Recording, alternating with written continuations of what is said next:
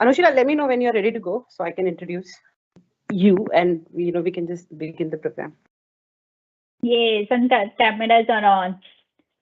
Hey there. Hi, Dipti. And then there is Vinaya. There are other students there. Thank you for turning on your cameras. Darshana, I am ready. I just gave 5 extra minutes for students to join. You can go ahead, I think. Okay, cool. Hello, everybody. I'm very excited to welcome you all to yet another edition of Speak Up Kalpana.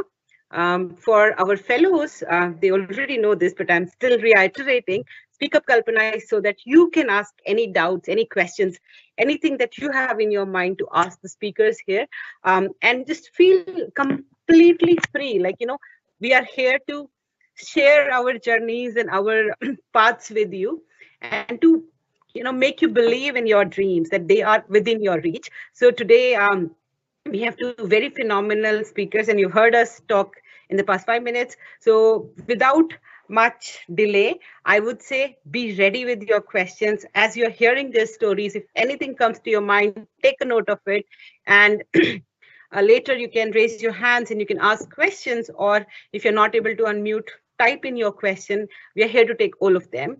And we have my colleague Anushila, who is our lead of program and curriculum development. She's also a biochemist here, so she will she will be introducing our speakers for today. So be ready. I am very excited to hear journeys of one of our team members, Siva, and also our mentor Savi. So can't wait. I hope you also feeling the same excitement here today. So over to you all. Over to you, Anushila. Thank you. Thanks, Darshana. So hi everyone, welcome to the Speak Up Kalpana session for this week. We have 2 fantastic speakers with us today, Dr. Savi Sarma and Dr. Siva Sankari.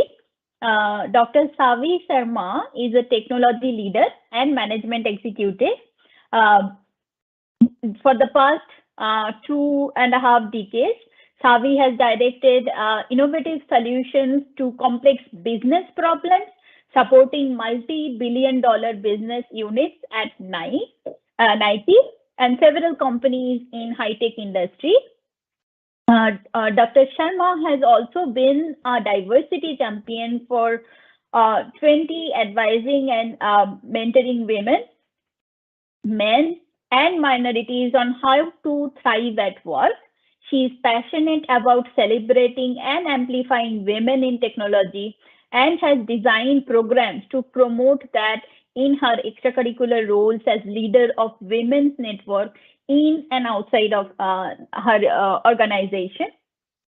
Thank you, Savi, for joining us today and for mentoring us also. And I know it's like Darshana mentioned, it's ungodly morning hours for you. So thank you for accommodating our, us in your busy schedule and waking up in such early hours. We have our other speaker, Dr. Siva Sankari. Siva is also a PhD in biochemistry. She is currently a research scientist at MIT, but she will soon be joining Towers Institute at Kansas, USA as a faculty. Siva and I actually did our PhDs in the same lab. Siva, she herself was born and brought up in a small town, and she is passionate about creating awareness on scientific research and developing scientific temperament among students who are coming from rural India and as well as USA. She enjoys teaching, and she has taught both in classroom, laboratory courses, as well as she is a mentor for the Kalpana program. So she is also our teammate. So thank you, Siva, again for joining us and for being a part of us throughout our journey. With that, I would request Dr. Sharma to share her slides, and if she has any, and then the stage is yours. Awesome. Hey, thank you so very much, Darshana and Anushila, for your introductions. And I am looking forward to hear Siva's lecture more than mine because I'm like, I gotta hear the journey of Dr. Siva Sankari. So I'm looking forward to that. And I'm super excited to be here. I think part of my, just the life's passion comes from sharing what I know and then figuring out how together with the people I share, how we can create new solutions. And a new solution could be a simple roadblock and we are trying to get through, or a simple question we want to ask and we are trying to figure out how to structure the question. All of these things are important. So it is one of the things is it's good to look at anything with enough focus, but not getting worried about that being a big problem or a small problem. It's just how do you tackle something that you have in front of you. So I think that is kind of, so I'm very excited as I'm looking at, I can see Deepthi, and I'm seeing a whole bunch of girls in another screen. I saw Chinmay, a couple others. So I think it is just, it's immense happiness when you see so many young girls' faces, young women. I don't want to call girls because this is, these are getting there to tackle the world. So what I have prepared is I have, again, there is, Siva Sankari and I think Shiva is, you would say you're in the career, but you are in the ascending path of the Yes. career. Now, I have had 25 years experience in the career, what it means that, I have multiple facets. So what I try to do is, curate a few of them. So I'm going to stay at a higher level and talk through a few, and then I'll be very happy to take questions. And Anushit, I try to use the template you have given and try to touch on some of the different facets. So without further delay, let me share my screen. Can you see my screen? Yeah. Yes. Good. Good. All right. So let me make sure I make it full screen. Yep. Yes. Okay, great. Yes. All right. So I currently work for SAP, which is a technology services company. So before I talk more about my current role, how I got here, one of the things that's very important for me is where did I start and what has all the twists and turns I have taken. And again, one of the things I want to emphasize is looking back, that's a very important thing to always remember, because as you go through, you learn so many lessons, whether you write them in a notebook or you commit them to your memory. It's important because you don't know which lesson you would pull. And I can tell you 25 years of career. And, if I look at my journey as like everything after 12th grade being a very significant portions where you are making conscious choices and you are taking conscious calculated risks. I even go back to the time and look at and say, oh, maybe that's how I should think about it now, that problem. I think that's a very important thing. So to talk to you about the background, this is a world map and I was born and brought up in India. I was born and brought up in Vijayawada, which is a city in South Central India. People from Telangana might recognize the name of the city. People from other places may not recognize the name of the city. And after doing my bachelor's in Vijayawada, I went to Visakhapatnam, which is a coastal city in Andhra Pradesh, to do my master's. And after doing the master's, I went to University of Hyderabad for my PhD, and that's where I have done the PhD in biochemistry. Now, during my PhD, I have had exposure into bioinformatics, and that's where my technology dimension of my entire life and career has started. An important aspect of my education in the University of Hyderabad has been, in addition to research and exposure to the technology, which makes a huge impact on the rest of my life, I also had a chance to go to European countries for summer schools, conferences, exchange research as part of exchange research program at University of Freiburg, and then postdoctoral research in France at the University of Louis Pasteur. Now, all of those have been significant in many, many different ways. And then when I finished, my postdoctoral research, I got married, came to Portland, Oregon, in the United States, and that's where my chapter with Nike started. And that went for over 20 years, almost 21 years. And then only the last couple of years has been in the high-tech company SAP, still as an innovation advisor to other companies that are very big innovators in high-tech industry, consumer industry, or whatnot. I also, in the last several years, have been mentoring startups. So the startups that are in the health tech, sports technology. So these are companies that are trying to put a product and service solution together to become big and provide employment to a lot more companies. I have also been part of mentoring nonprofits. One of the important things, again, when you have 25 years behind you and you have gone through a lot of paths, and again, some people would have a straightforward path, which is fantastic. And that is, it could be scientist, it could be technologist, it could be whatever is a profession. Some people have a path that they have paved or navigated together that has multiple roles. That's fantastic too. So one of the key things when I look back is there is no right or wrong answer. The question is, how do you keep pushing the envelope and moving forward, right? Pushing the boundaries of whatever you do and keep moving forward, right? Now, a big part of what anytime where you are is telling your story, right?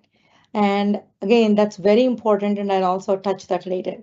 But before I close my background, I want to say, when I think about myself, I'm a mom. I have a 18-year-old that's finishing up 12th grade. He'd be going to college in August, which will be here in no time. And that's going to be a big milestone for my life. I'm a mom, daughter, wife, sister, aunt, friend, community servant. And so I start with that because for me, that it starts there, right? Life is extremely important. Who I am in those roles is what makes me who I am in the rest of the career roles. Now, in my career aspects, as I was telling and as Anushila talked about in the introduction, I'm both a technologist and a scientist. I'm a business leader. I'm a female management executive and diversity champion, coach, mentor, STEM activist. Again, these are things, some of them are based on my qualifications, but some of them are what I want to be in this world. So that means that I made those conscious choices to be that. Now, on the right-hand side, you see a lot of phrases. Those are really about the variety of work that I have done and the various aspects of how I look at life. In that, a couple of things are very, very important for me. One is innovation and fail forward fast. So I led innovation teams at Nike, and my mantra is to fail forward fast. Why is that important in life or in job? It is that you do not want to treat a failure as if it is the end of the world or it is a big block, right? And again, that's mine, but there are thousands and tens of thousands of wonderful leaders. They come from scientific path or political paths, or they came from whatever technological path in the world, have said this time and again. So how do you look at a problem and come up with something, fail, keep moving, and solve the problem? The other big one is promoting learning culture and be a learner every single day. And for example, any day, it's, by the end of the day, you are learning something. What it is, it's up to you to go back and identify the nugget, articulate it, and store it in your safe, which is, you have a big safe. We all have big safe in our heads. And then the last one is being people champion. At the end of the day, people are what make this world, right? Nothing else. So how can we always, be there for others and create that community where we are all trying to lift each other up, trying to celebrate each other, and trying to amplify each other. And again, as we advance, we have to look for celebrating and amplifying our peers and people that are younger to us. So those three things are very important, and they played a role no matter what the title was, no matter what the role I played. Those became the three key ingredients of how I operate. And then the rest of it depends on the role.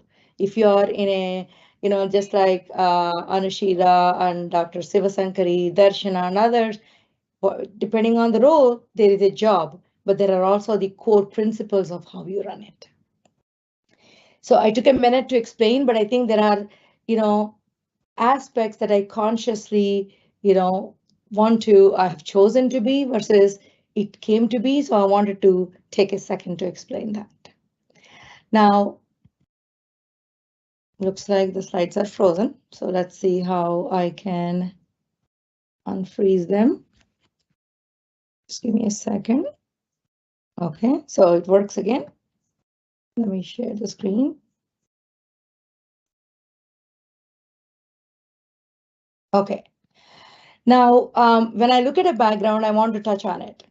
So when, this takes me back to the 10th grade in India, when I was in 10th grade and finishing up in 10th grade in 1987, right? That's a long time ago. You have to choose whether you are going into maths, physics, chemistry background or biology, physics, chemistry background, meaning whether you are engineer or medical in your path forward. So I wrote my medical entrance examination. Now, all my life from the childhood, I have been very interested in human body and health.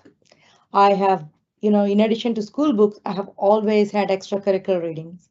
Some of them have story books, but some of them are distinctly, Indian Express or Hindu or any of these newspapers. They have a science section, a technology section. I read them with gusto, meaning as if I'm hungry and I'm eating my favorite food. Now, I wrote my medical entrance examination and I did not qualify in a public college seat. And I come from a family which is middle class, on the lower end of the middle class at that time, and cannot afford a private college medical seat. So I said, and my father was very clear about it. It's not that I have to say a big discussion or a fight. So then I said, okay, how do I continue my passion for human body and health? If I did not become a doctor, what is my path forward? You could ask, these days people take a year off and they will take coaching. Well, that wasn't a possibility because my father said, no, we can't afford that. I said, okay. So then I went into bachelor's, and after that I went into master's in biochemistry. Now, as I was telling you in the previous slide, when I was talking about after master's, I had an opportunity to work at a college teaching kids that are doing bachelor's in biochemistry. Then I got an opportunity and, Council of Scientific and Industrial Research grants to work at the University of Hyderabad as a PhD student. And that's where my intersection with the technology happened. And I thought that intersection was just important for me during my PhD because I was doing biochemistry, but the biophysics was the specialization of the topic and bioelectrochemistry. So there was the programming aspects and modeling aspects, but I thought that was just part of having my PhD. Well, little did I know that when I actually start my career to find a job, it is a technology that brings me my first job, and I have to navigate my way to go back to the job that I can capitalize on both my education in the human body health, the biochemistry field, and the technology field. But I think, that is the navigation part. We'll get to in a second. Now, Savi, one of the other. May I? Can you make it full screen or make it slide? Make the slides full screen. Yeah, it's. Sorry for the interruption. No worries. I think it's hanging up and I make full screen to go to the next slide, but we'll work through it. No worries. Can you see it better now? Yes. Thank you. Okay. So one other piece that I wanted to emphasize on is who, as you go through, there are people that make a significant impact on who you are. And for me, my parents, grandparents, teachers, friends, and books. I have read, as I was saying, books are one of my biggest companions. All through, I have read all kinds of books. I can read a book on how, books on medical surgeries and scientific investigations in the same way as I read a book on, lights from the many lamps, which is like how different people have gone through their lives and what are the biggest lessons we can learn from their lives. So I think, the spectrum of books give you always the new ideas or ideas when you feel stuck, how to get through that. I think that's a very important aspect is the reading and continuously, learning from what you read. Now, one of the things for me, when I look at why do I do what I do, whether it is now, 10 years ago, 20 years ago, or even at the very beginning is, for some reason, this is almost, you can call it my pet peeve, but I am big on creating pathways to enable people to achieve their potential, and people includes myself. So it starts with me. And for me, there is also another quote, one of the big athletes called Steve Prefontaine, whom I got exposed to, not as a person because he died in about the year I was born. So he always said, if you have potential and you are wasting it, that's wasting God's gift. And that's kind of, re-emphasized the passion that I feel about, which is, how do we achieve our full potential? How do we capitalize on our full potential? And in doing that, how do we continuously make sure that we put our hand forward to pull more people, right? And you see that, particularly for women and girls, many times you see that in a room, even today, I see there are 15 people, there is a big decision being made. It's a management level discussion, and I'm the only female still in sometimes, right? So how can I get more females onto the same platform so that I don't have to be alone there? Same thing, how do you get into your STEM careers or STEAM careers, bring in art, basically interdisciplinary careers, and how do you bring more people along with you? The goal is, again, achieve your potential, whatever that potential is, whatever it is that you're passionate about, figure it out and keep going forward. Now, for a second to talk about my evolution, in the very first slide, I was showing that I started at Nike. Well, Nike hired me based on my technology aspects, and they wanted me to become an information modeler in the Nike business. So being as a scientist and using technology for my scientific experiments and modeling, I went from that to using the modeling for business purposes. So I said, okay, let's see what doors this opens, right? So, and I did not do it in the sense that I just do the information modeling and get out. And I tried to understand, okay, how is business run?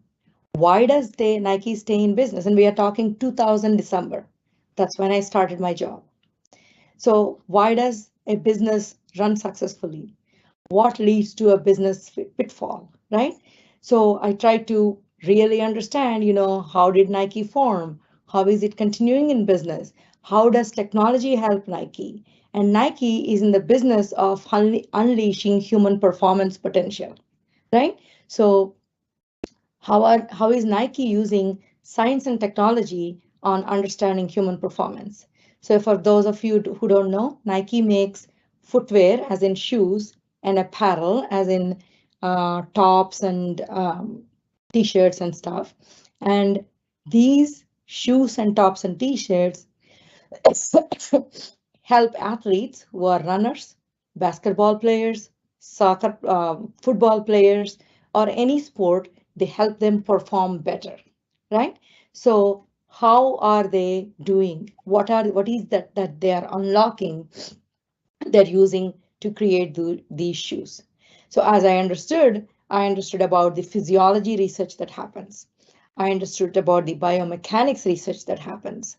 I understood about the motivation, the perception, which is a behavioral psychology field, and how the insights from these various lab research and field research, lab research with the sensors and the tubes and the oxygen calculations, all of that, how that leads to how we think about what product do we design, what shoe do we design, or what t-shirt or a tank top do we design, and then how do we test that, the hypothesis driven research, and how do we gather data, how do we make our claim, how do we help athletes get better, how do we make sure that they're actually getting better in their basketball game or in their global football game or in their running, right?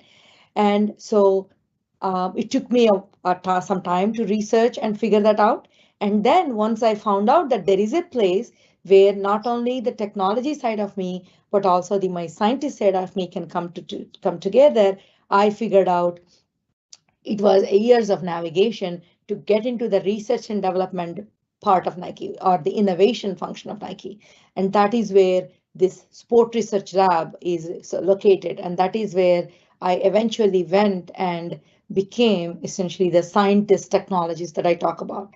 I led the innovation research for a number of years once I navigated my way there. And then, I continued that and particularly focused on making innovations that help women athletes excel in sports. So that's kind of the evolution and learning and disciplines. Now, if you take a second and look at it, if you are in second year of bachelor's, for example, I mentioned so many names of the disciplines, right? It started with biochemistry, but I was mentioning technology, physiology, biomechanics, behavioral psychology. What is an important thing to understand is the intersection of faculties, how there are, you may choose a field, but it is never the same pure field. There is so many interdisciplinary areas that you come across as you go through your education and your career and multiple facets or stages of your career. So I think going in, having an interdisciplinary approach of how you solve the problem is an important aspect. For all of you, an exercise would be like you're in this program, Kalpana, from the Vigyan Shala. How is this program being delivered? If any of you take a thought experiment, take a half an hour, 45 minutes, think and brainstorm as a group of students, you can actually see the number of faculties that are playing a role in you all getting the coaching and mentoring and training you're getting, the different basically how interdisciplinary it is. And it's actually a great thought experiment. Sometimes I just think about how is this company, what does this company do? How is this company surviving or thriving? And it's a beautiful thought experiment. And again, you wouldn't know everything, but doesn't hurt to think what you know, and doesn't hurt to read up on a couple things, brainstorm. And that's how you will start gaining more and more insight about a variety of things. And how does that help? You never know. It helps. That's all I can say. Now, did I face challenges? Did I just go walk into the president of innovation at Nike and say, hey, I need a job.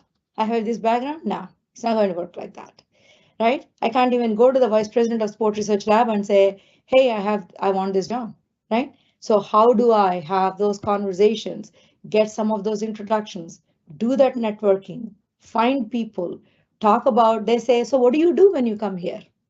How do I explain them what my strengths are, what my background is, and if you hire me into sport research lab, this is what I would do. And how do I prove to them, like prove not in physical proof at that time, but how do I use my past experiences as a proof point to tell them that this is my potential, this is what I can do, and create that journey that doesn't exist yet in front of their eyes. That's how, so that is the way path to, if you want a role, how do you get to that? Do you get to it straight shot? No, but how do you take the right turns and twists? Still you can get there, right? So that's what I want to explain, the interdisciplinarity of the journey and how each thing you learn, you have to build on it and how you work through the challenges. Now, I mentioned a few of those as I was talking through the overall career, but if I kind of distill, I use the word thrive versus survive very consciously.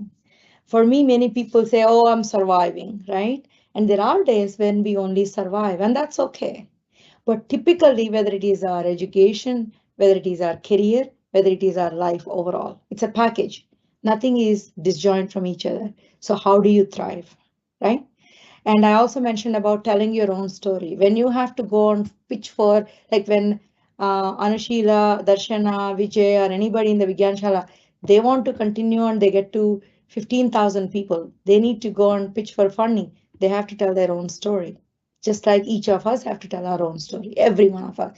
If you don't tell your story, somebody will write it and you may not like what somebody writes. So a better choice would be tell your own story. However it is, it's your story, it's you. And make it better by learning more and by figuring out how to articulate more, self-discovery. And you have to be comfortable when you tell your story, right? People would ask, you went from biochemistry to technology? As if that's the biggest mistake. And I said, yes. And I don't talk about why. I don't need to justify to anybody why. I made a choice. So I talk about what did the choice bring and how did I continue to develop, right? You have to be comfortable in your own accomplishments and you have to own it up, right? Typically, again, I'm not picking on India because I'm an Indian through and through, right? In India, there is this thing about, discounting your achievements. My mom is a teacher. She retired as a high school principal. She's the science teacher in the school I studied as well. And one of the things she said is, if you don't own up your accomplishments, then what's the point? Right? Don't bother. So that's very, very important. And you also need to own up your mistakes. It's okay. It's okay to say, fail forward. I goofed. If you didn't pay attention, I made a mistake. I didn't think, it's okay. Because the moment you accept your mistake, you're opening the path for how to rectify it or how to get to the next solution. And always making sure your ground is solid, right? Whether it is solving a problem, whether it is in life, career, anywhere, right? Ground is solid means your foundation. So how do you keep your foundation? Continue to make it stronger. When I say reading books, talking to people, learning from everything, adding to your magic toolbox. And then, yeah, people say, oh, yeah, that was unexpected. I really couldn't take it. Well, lean in and take it. Curveballs come every single day, right? You would go, when I went to have a conversation with an executive as part of my networking to get into the Nike's innovation function, he said that, well, it's been a few years. Why do you think I should believe you that you have the scientific background? I mean, so I said, well, that's a great question. If he's asking the question, the head of innovation or the head of sport research lab will ask me the same question. So I prepared my answer. And when I went to the next conversation with one of those two, I have the answer. So that executive thought that that's a stopping point for me. I took that question as a curveball. I caught it and said, I better answer the question so that my next conversation, I can make further progress to get to the role that I'm looking for. Now, the last thing I would say, and my apologies if I'm going a few minutes over, but I kind of prepared, like a little talk through the journey, but also pull out these things. The last thing I want to introduce is your personal board of directors, right? Every one of us, we need to have our board of directors from the time you're very little, right? About, you're in middle school, for example, or in high school. What is your personal board of directors? Well, it is the set of people. It can include your family members, like your parents, your kid. Usually I wouldn't put spouse. That's the only thing I would advise. You could, if you are courageous enough. And your siblings. It could be your friends, and not all of them. It's not like 50 people of your family. You choose who, right, of them. And your friends that know you very well, that know all the things, all your strengths and opportunities, and they still want to stick with you. And then your colleagues. And who are these? if you run into an issue, if you have to make a major decision, minor decision, if you want to solve something, you turn to one or more of these people. If you're going to doesn't have to be a big new job, you're presenting somewhere. For example, as you're growing up in your career or in your school and college and post graduation, these are the people you turn to and say, hey, can I practice with you? Hey, can you interview me? And these are the people that tell you, have you thought about these things?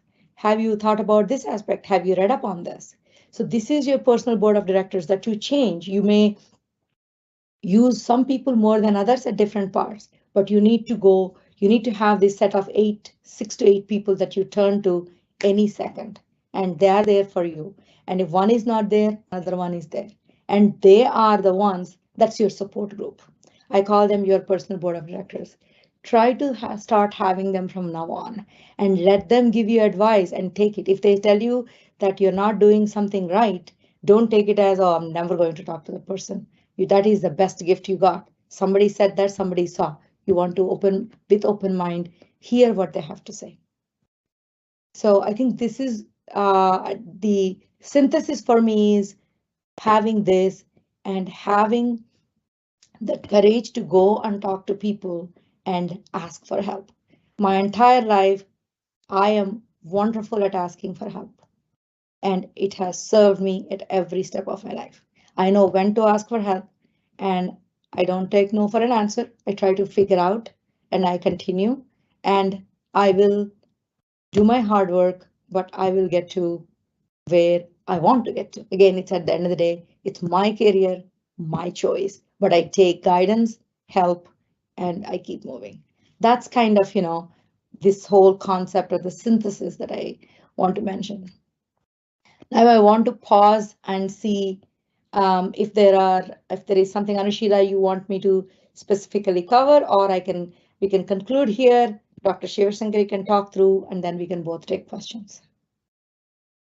Thank you, Savi, for the wonderful talk and sharing, emphasizing on interdisciplinarity, emphasizing that scientists can basically thrive in anything that they go to, because you have this problem-solving attitude and you can search for things that you are passionate about and then move on to the direction that you want to go for, right?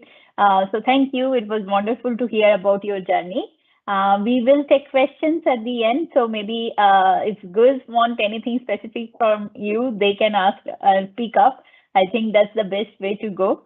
I would now request Dr. Sankari to go ahead and share her slides and share her story. Thank you. Thank you very much.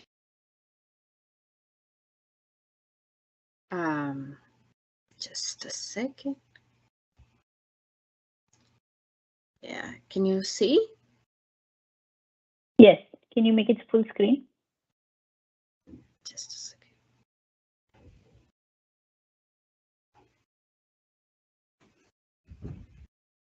Yeah. I think there is a lag. I think it's coming. Okay. Can you see it now? I mean, we can see it, but it's not full screen. Maybe you have to click on the slideshow.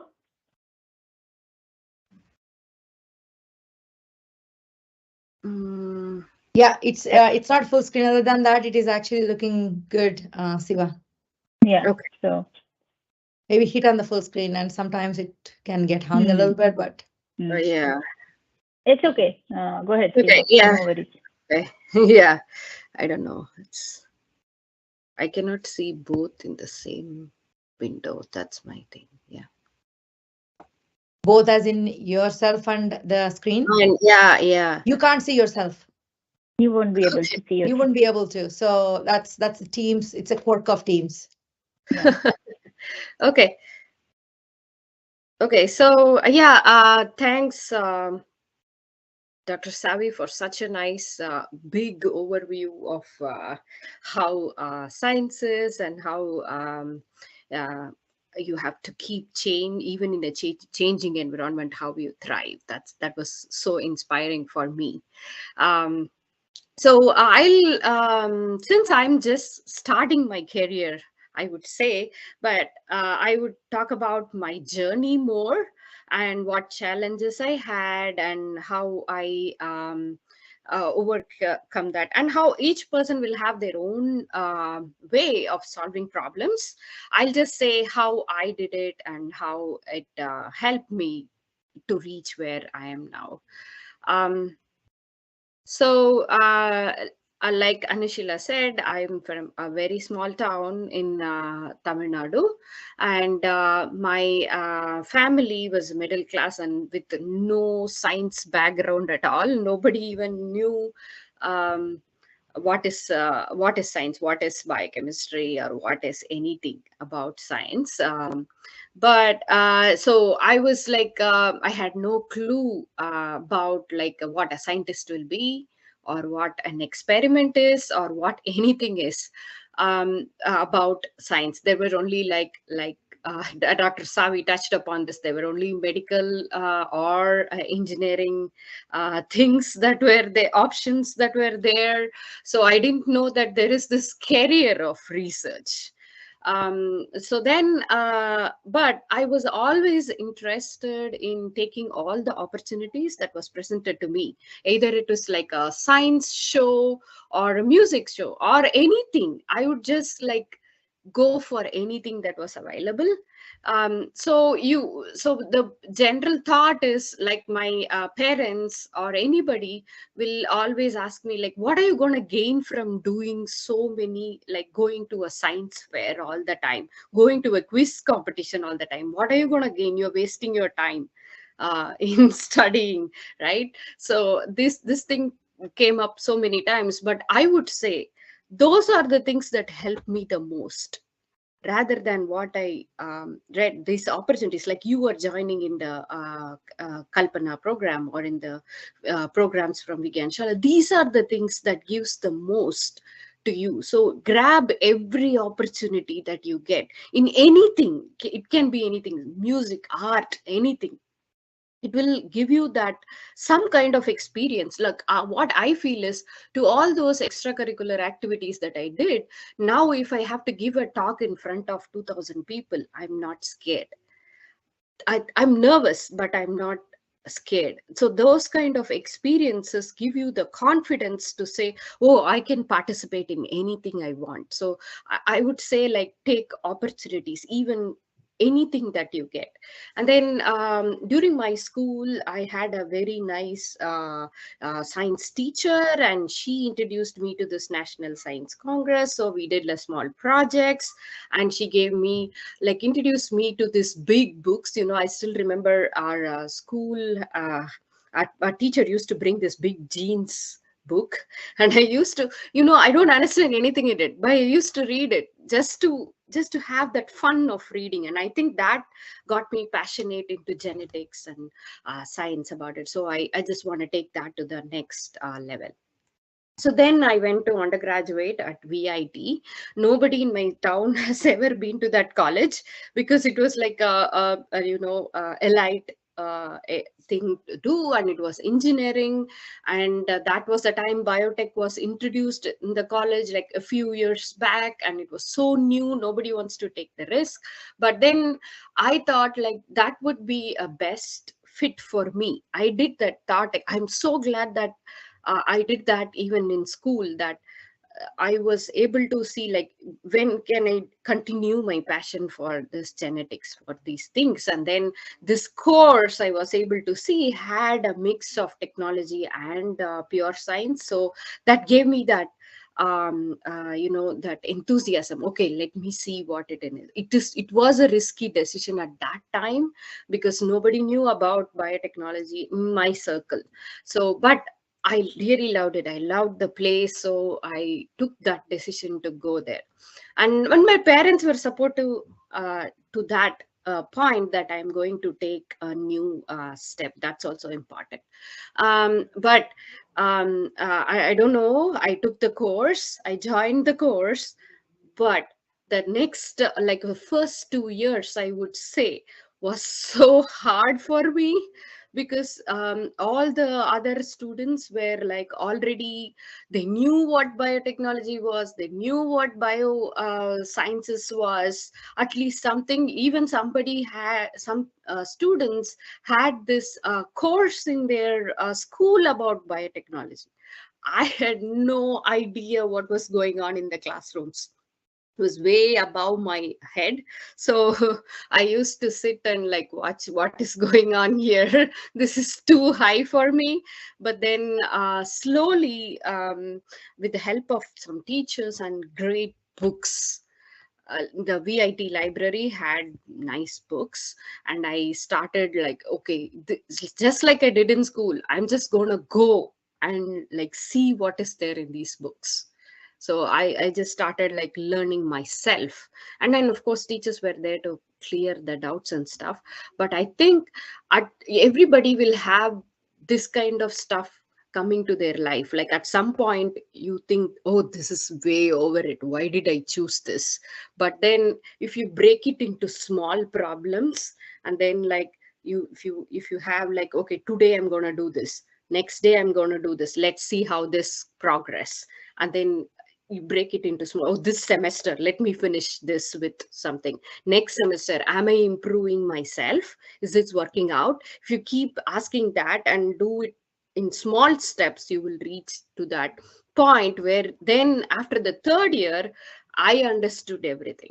Then slowly I could get what's going on in class, how to thrive, how to navigate the classroom, how to navigate competitive exams, all those things. Slowly I didn't know at first, but then slowly I came to know. You don't have to be privileged to get to some point, you can learn yourself too.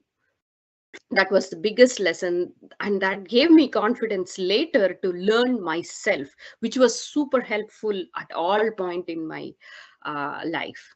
And then there I also took the, I don't know if it's still there was the graduate aptitude test for engineers, which is like outside. I would always recommend like take outside exams, something other than that. It's okay if you fail, if you don't know any one question, that's fine. Just take those exams so that you get, at least when you're preparing, you knew something outside your syllabus, which was very helpful. Like you need to know these things, some basic things, syllabus, these things are all framed. Curriculum for anything is framed to get you the basic idea, but it's in your hands to know everything that's possible.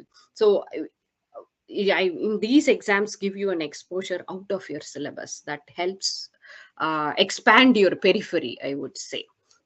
And then I still had like that extracurricular activities, music and stuff that kept my life going in these hard times. And then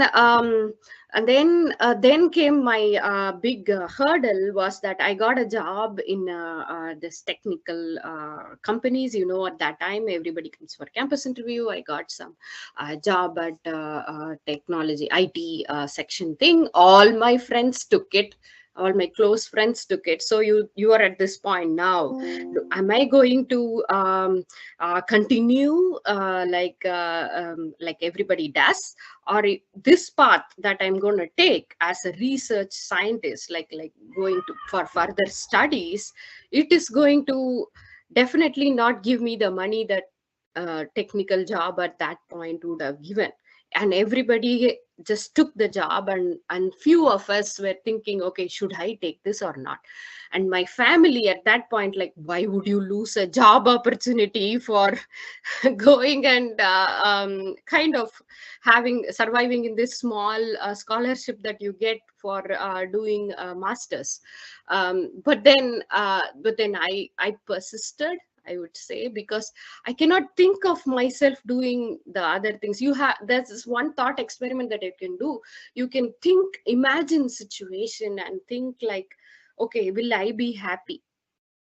And it's not that you can come back. Of course you can come back, change careers whenever you want, but I would say like think beforehand and then decide. So at that point I thought, like, I want to do this. I took so much time to write these exams. I really enjoyed this process of learning. Why would I lose that now? And it's okay if I lose some money, I'll get it later. I'll just do my masters. That's how I went to Anna University. And then of course there's no stop for hurdles, right? There's always something that you have to do more. And there what happened was, that is like real time research. I have to do real experiments to get some results, get some publications. I had no exposure to actual lab, and how do you navigate with your peers, how do you navigate with your seniors in a lab setting. That was all really a great experience. And I would say one thing that is important is the self inquiry, that especially for girls, I think you have to think about yourself, what you're going to be. Is this decision okay? And will I be happy? What I am happy in doing? That's very, very important, because you choose a career just for anybody else. So if somebody else does this, I have to do it. It's not going to work out. It's never going to work out. You choose it because you are happy in that career, whatever it is. It can be even a very small thing. You should be happy in that. That's my one thing. And think about it beforehand. And every step you take should be towards what you're happy at. So take that every progressing step towards that. And then at MTech, for those who are interested in research, that's when I got introduced to scientific literature. It's very important to read papers and scientific, what's going on in science, to know about science. So, and I also attended, you guys have this wonderful opportunity at Kalpana. I also attended talks from scientists, and I like grasped how they became scientists. And that point, I was like so much committed into the profession. And then then I wanted to do a PhD at that point, and I learned about research labs in US, and what can I do to get to US. I didn't have the money, so that time you need like at least for the flight tickets and for other application process, GRE things. Now happily in US many universities are foregoing GRE. You don't have to write GRE anymore. They just see the research background. So if you really want to do a research career, then I would say do more research now, because everybody wants research experience in the US now. So but at that time there was this GRE. That's an exam that you have to take for English and maths, which I don't know, I never used it in my life, but still you have to take it. So there was a lot of money involved at that time. So I took this job as, but I still wanted to stay in science, right? You don't want to get out. So I wanted to do that. And for me, one option was teaching. So I really loved teaching. So I took this lecturer post. And then what did it help me? It gave me a lot of teaching experience, which I'm using now. And also it also gave me how to juggle multiple roles. You have to mentor students, you have to teach, you have to do that. And so it's like so many things together. So that helped me to juggle multiple roles at the same time. And then I did my PhD in Buffalo. And then again, the new challenge, you're coming to a new country, the culture is different. But one thing I really want to emphasize is people think that you have to be like smart or inherently smart to get a PhD. And no, I'm living example. You don't have to be inherently smart to get a PhD. It's always the persistence, careful observation, hard work. Like, you keep failing, but then how do you go? I like that fail forward idea, that how do you go forward? And it's important to keep that in mind. It's not like anybody, I would say, if you spend this much hours on one particular area, you will become an expert in that area. You keep learning about that area. Anybody can become an expert on any area. It's not like a thing that, oh, you have to be inherently smart, you have to be smart in math, you have to be smart in physics, you have to be smart in chemistry. No, there is nothing like that. Everything is the same. You spend thousands of hours in one thing, read papers about it, you will be an expert in it. You can just be hopeful to spend that, be committed to spend that much hour in that particular area. That's it. That commitment is what you need. And then, and of course, I also had to see work-life balance, because you have to have some kind of balance, otherwise you'll go crazy when you're doing PhD. So have fun also, that's important. And then the joy you get when you finish with the graduate, that you have completed this big journey, is itself worth it. So I would say, like, that if you want to go to research career, then go for it, and then be an expert in anything you want. And then now at MIT, of course, MIT is another level. Everybody here is like, they really at the top of the career, top of their field, and they really work hard. And at first, again, even here, I felt like, even after all this journey, I had this thing, oh, can I do it? It's this big institute with big heads working on projects. But then slowly, if you're persistent, you can get to the top of the field of where you are. It's not like a big inherently smart thing or anything attached to your background, anything like that. It's just that how much hour you spend, how much dedication you have on that, how much passion you have on that thing. That's all matters. And then also, I have a family, I have a kid, and there is this concept that if you, even at MIT, especially at MIT, I would say that if you have a kid, then you cannot focus on your career. So many people don't, like in postdocs, nobody have a family or a kid here. But I would say that has added a new dimension in my life. And that gives me, it's kind of a work-life balance for me now with the family and the work. Just the preferences has changed. But I would say you decide yourself.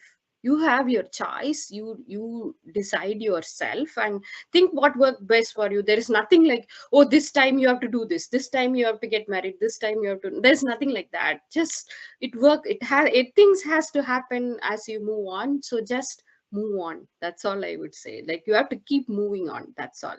And now I'm going to open my own lab. I know that again will have its own challenges, but I'm passionate really about mentoring. One part is research, other part is mentoring. That's why I'm in this organization also. So what I vision is, my vision is to create a good lab, but also to create students and inspire them to then take up their own careers, open up their own labs, and have a passion in their own career. That's my future. And then why do I do what I do? Yes, because for me, research is kind of gives me a creative freedom. I can test whatever I want. Of course, there are so many failures in it, but I kind of find once you do it so many times, you find kind of fun. Oh, this failed, then why it failed? That keeps me going. I think the next day I want to try the next thing and move forward. That gives me more priceless moments. Oh, I found out. It may be a very, very small, insignificant thing in your research, but then that gives me like, oh, I found out the answer. Now I can move on. So that keeps me going, I think. And then for me, for research, it's one thing I'm very happy about is I'm the first one to I don't know if it's like proud, selfish moment, whatever it is, but I would say that's the main thing I do research. I'm the first one to know this. In my own field, in my own small thing, this is the first one in the entire world that I knew this. I found this. That's my passion. everybody will have their own explanation for why they do research, but this is mine. And also research kind of gives me peace. This is a kind of a puzzle, but why it gives me peace is that, you know, I don't worry much about small things, I guess, because of you know, there's so many research questions, there's so many you know, questions that come up. I have to read, I have to keep up with the field, I have to keep up keep doing experiments, mentor students. So it kind of keeps me busy, so I don't worry about like these very little things then that leads to some problems, you know. I would say that keep yourself busy in a good thing so that you don't have to worry about small things. And then in STEM, like Dr. Savi said, networking is very important. And in the networking, it's important to grasp the good things and then take use of it. And of course, persistence, hard work, this everybody will tell you. One thing I really want to emphasize is never like self-reject. That's even now, like at this point, I interviewed at so many places for becoming a faculty position, and some people even told me, why are you even applying to these places? These are never going, these are like very high places. You have to choose your places where you apply, things like that. Any point in time, wherever you apply, there will be like, some people will say that you have to choose, you are not going to get into that. I would say no, never ever self reject. You apply, you don't reject yourself. If they don't want you, they are going to reject you anytime. It's okay, that kind of rejection is fine. I would say you fail yourself when you restrict yourself from applying to places. Try it, just go ask for it. If they say no, fine, you don't deserve me, that's all.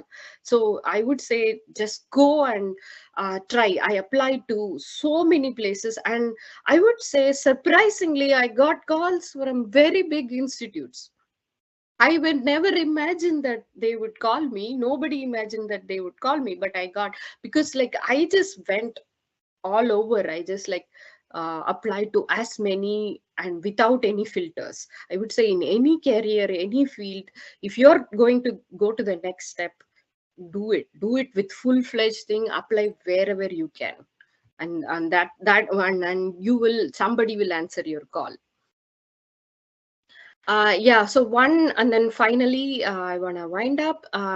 One question that comes is like, you have to, like Dr. Savi put it very nicely, the interdisciplinary thing. Some people, even when they are in their undergraduate, will think, oh, I'm going to do this, biochemistry. I like biochemistry. I'm going to do biochemistry, this. But it's not like that. Once you get to this point, after you're finishing your PhD or even higher thing, once you get to your point, you will know that there is no one field. There is, everything is mixed. Now in my experiments, I do microbiology, biochemistry, biophysics, this blood, cancer, everything. There is no such thing. Don't restrict yourself to one field and stick to it. Just go out, and then it's no, you can do bio. And I see that interdisciplinary people are more protective than who are trained in one particular field, because they are like, there is some naivety that comes to them, that they don't know the field, but then they want to learn and they try wild ideas, and that works. So just don't restrict yourself. And then another one I would say is, pick your fights very carefully. Don't waste time on picking fights with for small stuff. You say, if I fight, is it worth my time? If I'm fighting for something, is it worth my time? Or if I'm doing something silly, is it worth my time? Just pick where you want to fight, and fight for that one particular cause or one particular, let it be application. It's like, this is worth my time, and then go for it. Don't do waste your time on silly fights or silly things. And then one other thing, since you're all girls, I want to say this, that when you're this time, you're young, you want to choose partners. If you are doing that, if you are choosing a partner, then one thing I would say is, choose someone who will support you truly to your passion. That's the most important quality, I would say, because like having a safe and good supportive background family is important for your career. So I would say if you are choosing, then choose someone who will fully support any passion you are doing. You might go wild at some point, but they should be supportive at even at that points. Make sure you are doing that kind of choices when you're choosing for your family. And then that would be it. And I think I'll take questions, and that's. Thank you, Siva. That was really awesome to hear. I mean, I know about your journey, but I mean, hearing it like as a story. Thank you so much. And I also liked how you mentioned that we should not limit ourselves like in silos of like specific subjects. And I think that's a mindset. Honestly, I have seen more in Indian culture, that microbiology is only doing microbiology, MSc, BSc, PhD, but in the end microbiology would not exist without biochemistry, and vice versa, right? So so thank you for that, and thank you also for emphasizing on some other very important aspects of career and personal life. I would now request the fellows to ask questions. We have about 20 minutes. So fellows, please unmute yourself. I already have a hand raised. Siddhi, go for it. Hello, am I audible? Yes, go ahead. Good evening, everyone. So, ma'am, I wanted to ask that how do you deal with the fear of missing out? Like sometimes when you're doing research, especially, you are living away from your home, and then there are instances that there are things that will happen only like once, like your best friend's marriage, or small things like your parents' anniversary, or some emergency, and you're not able to be present at that time. And then everyone is like, oh, you're so selfish, you don't have time for us, you only think about you and your career and your ambitions. And then there's nothing wrong with this because you are enjoying what you're doing, but just sometimes you feel like if you have even taken the right decision, and is it worth missing out on all of these things? And it's very temporary feeling, but then you start doubting yourself. So how do you stay motivated, and how do you deal with this feeling, ma'am? Can I go first? Oh, good. Yeah. So yeah, of course. This is all there. That's why I said like pick your fights, choose your things, and if these are small things that happen, but in the long run, these things doesn't play a big role. And I would say if you can attend those things, but of course you cannot come do everything. I can totally understand that I've missed out so many things, but if they are really supportive of you, they will understand, and in fact they will give you more support. And so it's like Dr. Savi said, in your board of directors there should be people who support you. So and it's also in the you are enjoying what you're doing. In the long run, these things will fade away.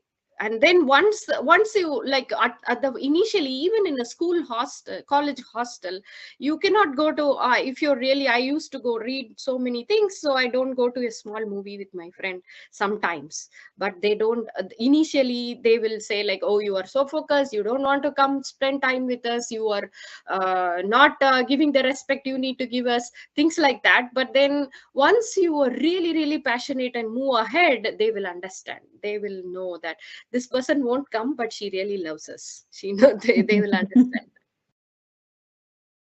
Savi, would you like to take that question as well? No, I think Siva covered it. That was excellent. Okay. Thanks, Siddhi, Thank for you, the ma'am. wonderful question. Bipasha, can you go next?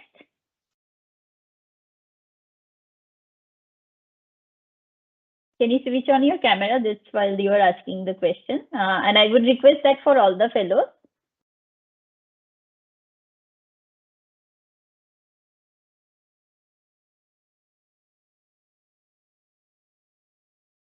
You're on mute.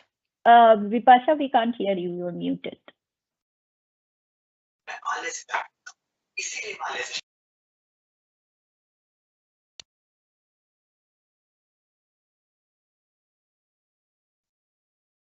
Vipasha, we can't hear you.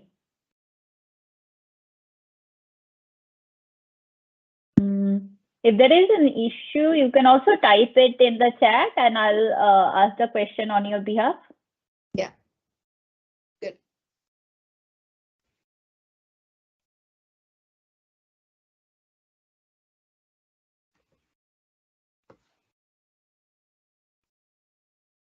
All right.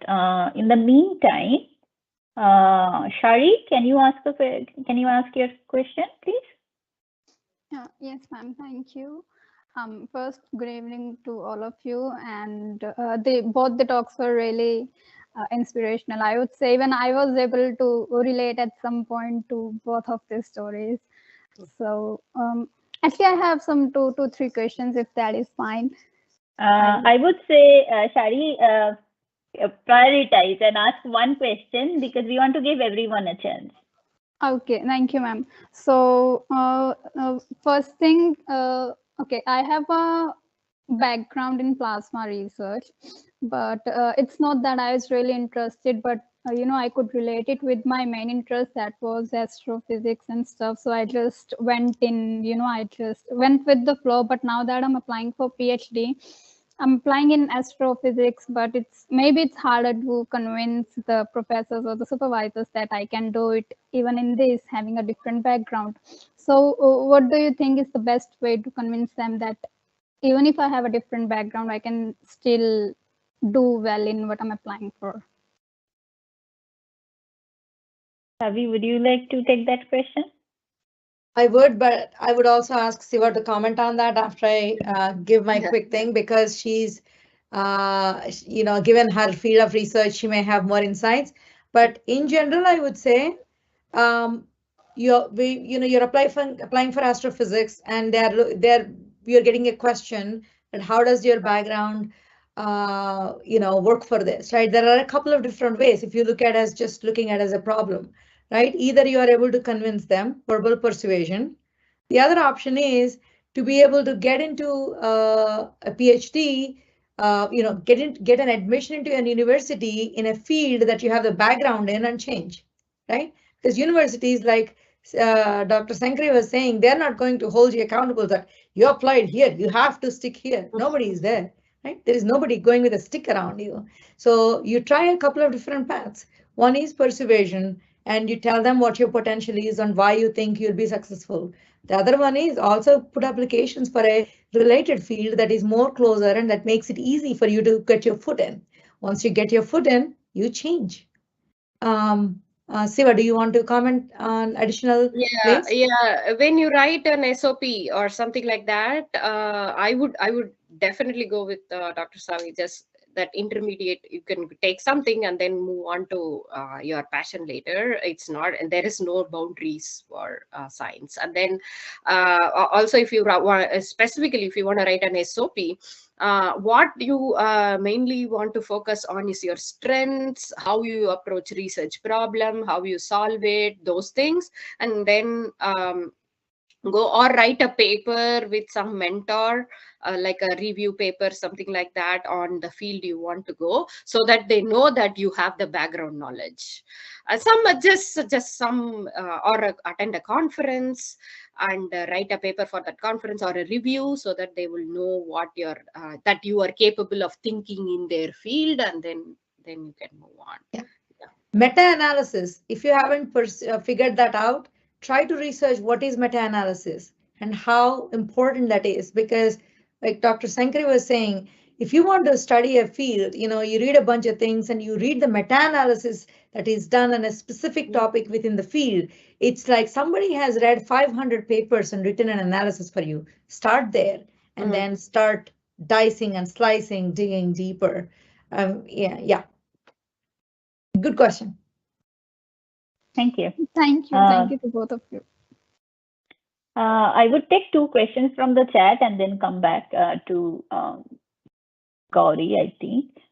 So Shravani asked, how can one overcome doubting their own potential to do a task? Any suggestions? Maybe You want to go for it, Siva? You can go for it. I was going to ask Savi. Sure. Well, if you're doubting before you start, that's a non-starter, right? So do it. You'll find out. Because, that's the simplest way. Even if can I do it? Well, there's only one way to find out, do it. And then you figure out if you can't do it, you know why you cannot do it. Then the question is, do I get help for this part of it so that I can do the rest? Right? So it builds. So again, like I think Siva said it very well, don't reject yourself before you start. You gotta start. And then unless you're saying you're going to go and race on a bike in and fall from somewhere, I would say please don't, right? So don't do those things, but anything safe, just give it a shot. Thank you, Savi. Okay. She answered my question. Great. That's right. You have already said that on your slides that never ever self-reject. So I guess that perfectly fits into this question. Yes. So we would take Amalindu's question now. She's asking, what advice would you give when picking your board of directors, as Savi has mentioned? So I guess this question is directed to Savi. Yeah, I can, but I think, Shiva, you have other things, you have related things, but let me say, so your board of directors is, again, so when I was little, my board of directors were my parents and my sibling and my close friends, right? And then as I moved into masters, I started using some of my master's friends. I found a couple of them, both professors and teachers and classmates. And then, I ask them, and again, it is not that you go to everybody with the same question. There's a different question. It's depending on what you're solving, you go to a certain person and you ask them. So when I am quitting Nike and taking a break, when that came time, I talked to my sibling, I talked to my friend, I talked to my son, and, and each of them had different things. And they actually tell you, take a break. You need a couple months of detox completely. Detox, not in detox programs, but more like not thinking about anything, just chilling. And then pick something. You had 20 years. That's great. So they tell you what you accomplished and also what you can do next. It's like, so depending on what it is, it's a decision, like, pick 2 or 3 people. So it could be, as I said, it could be a combination of people that you found that have similar way or approach to thinking, but that challenge you. These are not your yes sayers. No. They ask you a question, why? Explain to me. They're not making you defensive, but they want to get to the why behind. So these are the ones that challenge you, that want to take out the best in you. That's the ones that you want to pick, not the ones that say, oh yeah, you're wonderful, you're great, that's great. No, then you don't get anything from the advice. Yeah, great. Yeah, she put it very well. And one more thing is, this is not like a board of director thing, but I would have developed friendships who will absorb whatever you went out.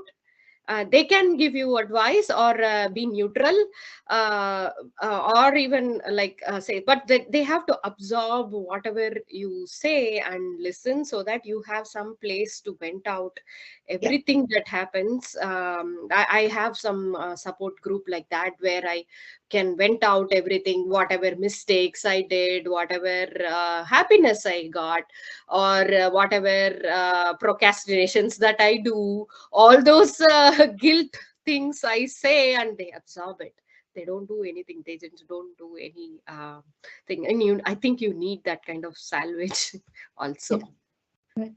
Yeah. If I use the word, Siva, that was very good. I want to say they should not judge you. Yeah, not judging. You do not want somebody in your board of directors who judges you and tags you, right? People are very big on tagging. No, you don't want that. and they still want to be with you. After knowing everything that you don't know, they still want to be with you. Those are the ones. Yeah. Thank you. Vipasha has typed her question in the chat, so I'll take that and then take Gauri's and we'll wrap up the session. Vipasha is asking, what are the important skills to pursue a career in microbiology or biotech? Maybe we can go with Siva for this one. Yeah. So, like I said, anything nowadays, if you want to pursue a career in anything, microbiology, biochemistry, anything, what they see is research experience. How much research you are exposed to on-hand lab thing. If you are in microbiology, of course, wet lab experiment.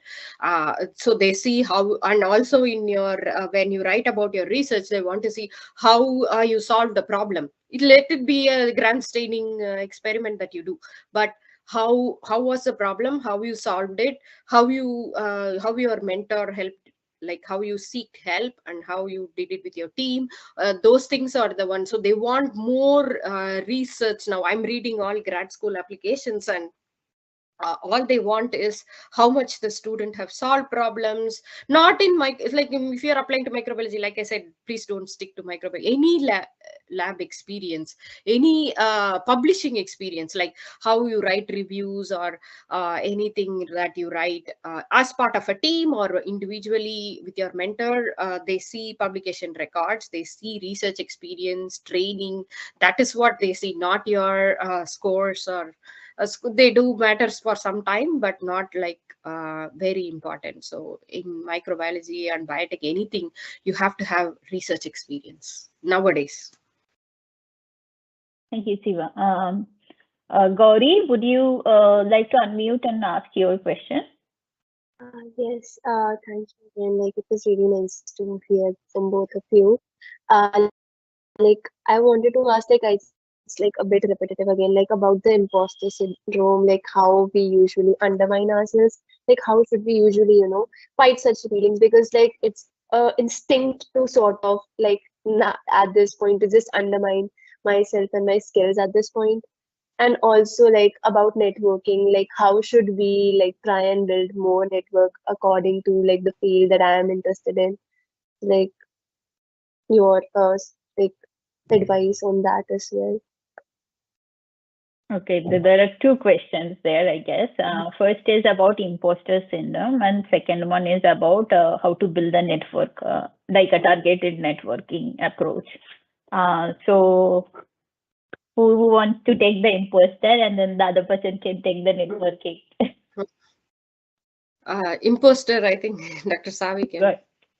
Oh, I thought you would take it. Okay, anything I can answer. Dr. Savi can go first.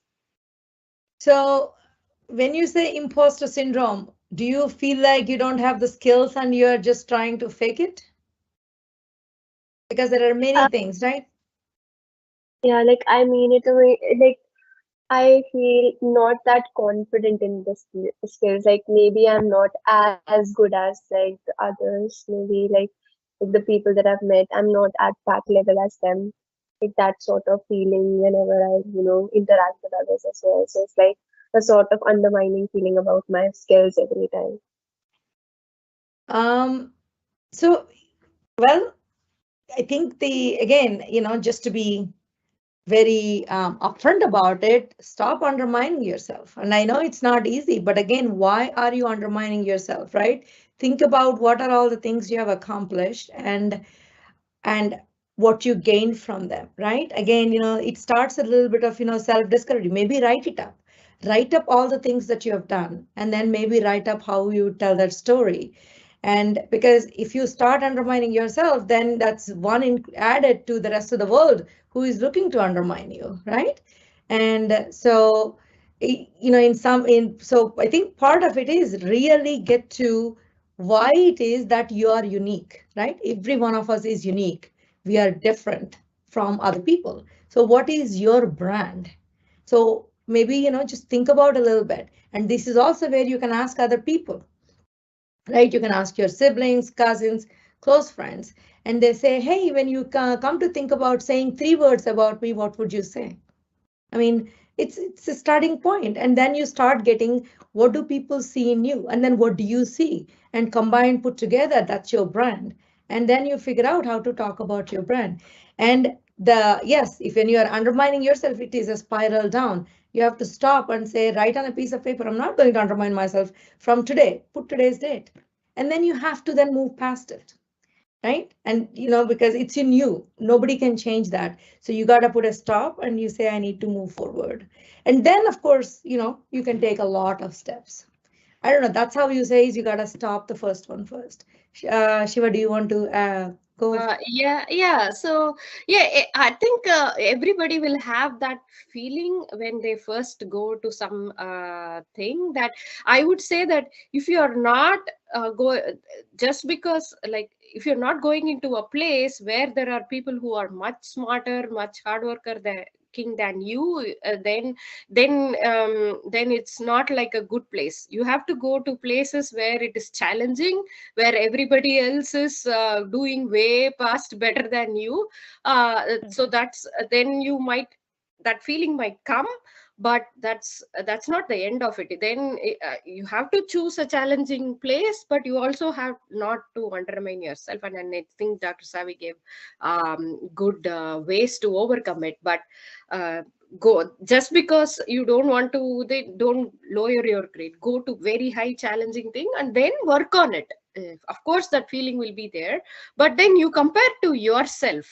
I do the self comparison, like where I was yesterday, where I am today, where that side of self comparison will help you think like you have moved forward, not like others have done 10 things, you have done one thing, but that one thing is important for you.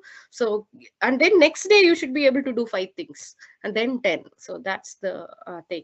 And for networking, I would say go to conferences, see who's the big people in your field, and then that is conferences are a main thing. Virtual, real conference, anything, I think that is the best, or symposium, whatever it is.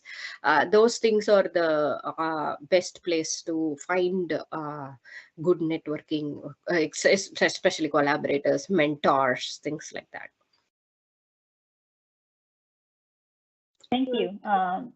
I mean, there are so many questions in the chat, but again, like we can go on forever. So I would close the session now. Before closing the session, again, thanks to both of you for sharing your journey, for giving pointers about interdisciplinarity of careers, emphasizing on having a board of directors for yourself. And different things. So thank you so much for being with us today and sharing your journeys with us. With that, I'm sure all the girls are enjoying because they have so many questions. It shows like how engaged they were during the talk. So thank you. And hopefully we'll continue this mentorship with you. We'll have you with us beyond this talk. Thanks a lot. Good evening, ma'am. I'm sorry to interrupt, but I was actually waiting for my turn to ask my question. Priyanjali, we'll have to close the session because we said 8 and it's actually past 8. Don't worry, you will get a chance. We'll have more sessions ongoing. So it will be kind of unfair if I just give you a chance and not ask the questions in the chat because they have also asked questions. So I'm really sorry, but I would have to mention that. We can like Anu, you can give me give them my email ID. Yeah. So that in the chat, please see the email ID, or I can type my ID in the chat, so that if you have any questions, I'm always open to. I think I've given it. So please ask any career related questions like what papers do I read, those kind of things also, if you want. Like Yes. a simple. You can also add Siva on LinkedIn and reach out to her if you want in future for research related careers. Yeah, anything related to research also. And Savi as well. So Yeah. please feel Same here. free. So So the connection does not end here. It's like it's not limited to this 1.5 hours. We want you to be engaged with the mentors that we are bringing. So please feel free to reach out to them. And sorry, Yeah. I'm extremely sorry, Priyanjali, but I really have to maintain the time. Yeah. Yes, ma'am. It's okay. yeah, so thank you for this opportunity, Darshana, Nushira, and others, and it was wonderful, Dr. Sankari, to hear your journey. It's beautifully articulated. You have mastered all the things that one has to master. It's just a beautiful story to hear, and how you have navigated. I think such an inspiring one, and it's wonderful to see all the girls. So thank you. Yeah, same exact here. Thank you so much for the opportunity, and I'm open to all future things to meet the girls. And thank you, Dr. Savi Sharma. It was awesome to like learn from someone who's on the leadership side of things, and how daring you went from science to other leadership business side of it, and great to hear the business side of things too. Yeah, I'm so glad you are my co-host. Yeah. Thank you. Thank you, everyone. Thank you, everybody. Amazing session. Have a good day. Bye-bye. Bye. Bye.